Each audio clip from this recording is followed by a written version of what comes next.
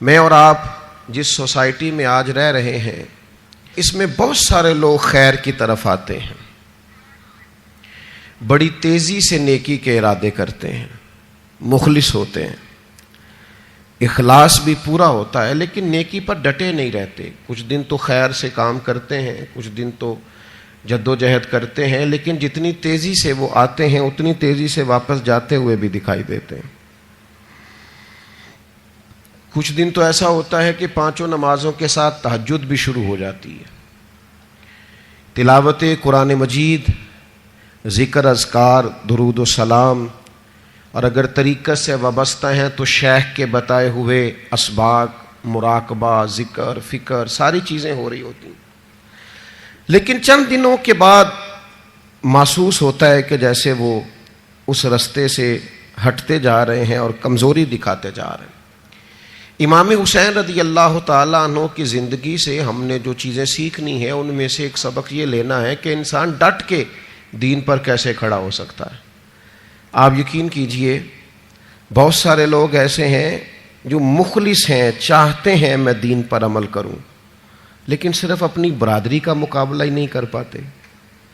اپنے دوستوں کے بیچ ہی سٹینڈ نہیں لے پاتے، اپنے گھر کے اندر ہی انہیں کھڑا نہیں ہونا آتا، ذرا سی بھی استقامت نہیں دکھاتے۔ اور آج کل تو ماحول اس طرح کا ہو گیا ہے کہ نوجوانوں کے اندر قوت فیصلہ ہی نہیں، قوت ارادی نہیں، کروں نہ کروں، چلوں نہ کروں، یہ ٹھیک ہے کہ نہیں ٹھیک، آپ بھی بتائیں ایسا ہو سکتا ہے، چلیں آپ بھی، بھئی اتنے مشورے آپ لے رہے ہیں، آپ کر ہی نہیں سکیں گے، آپ میں قوت فیصلہ ہی نہیں ہے، آپ نے طے ہی نہیں کیا آپ نے کس رستے جانا ہے، تو منزل کب آئے گی؟ 99 لوگوں نے کہہ دیا ہے کپڑے تجھے اچھے لگ رہے ہیں، صرف ایک نے کہا ہے کہ ذرا سینے والے نے ٹھیک نہیں سیا، تو آپ پریشان ہو گئے۔ اتنی جلدی کمزور پڑ جانا، اتنی جلدی استقامت چھوڑ دینا۔ اور پھر ایک طبقہ ایسا بھی ہے جو بڑا باصلاحیت ہے،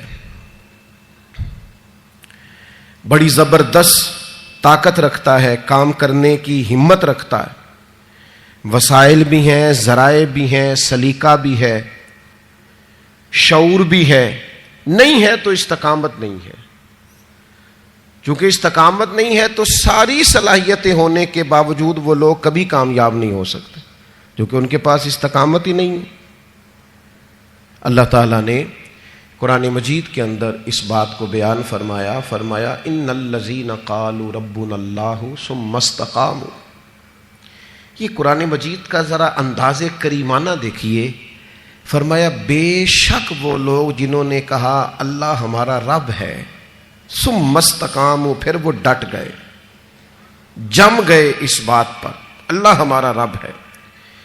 پھر اس پہلو پر پورے طور پر وہ کھڑے ہو گئے،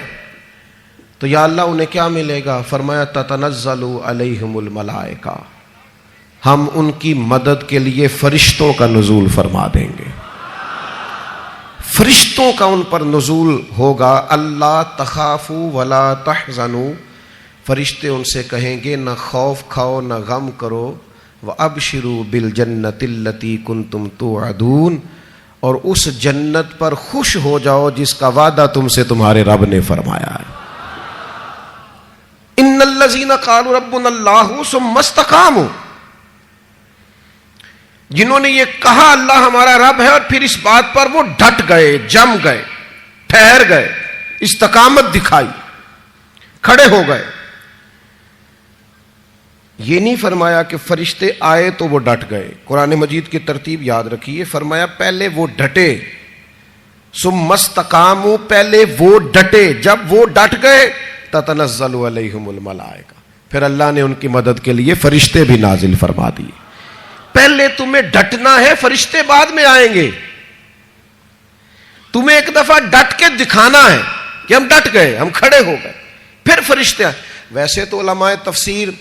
اکثر نے یہی لکھا ہے کہ یہ جو فرشتے آتے ہیں نا مومنوں کے پاس، یہ موت کے وقت آتے ہیں، اور یہ بھی بڑی نعمت ہے کہ موت کے وقت فرشتہ آ جائے اللہ کی مدد لے کر۔ یہ فرشتے قبر میں آتے ہیں، یہ فرشتے میدان محشر میں آئیں گے، یہ مومن کے پاس آتے ہیں، خوشخبری سنانے آتے ہیں فرشتے۔ لیکن صاحب تفسیر روح المعانی فرماتے ہیں نہیں بھائی، صرف قبر حشر اور قیامت میں نہیں آتے، یہ زندگی میں بھی آتے ہیں. یہ مومنوں کے سینوں کو کشادہ کرنے آتے ہیں، انشراح صدر دینے آتے ہیں، انہیں تسلی دینے آتے ہیں. تم خیر کے کام پہ نکلے ہوئے ہو،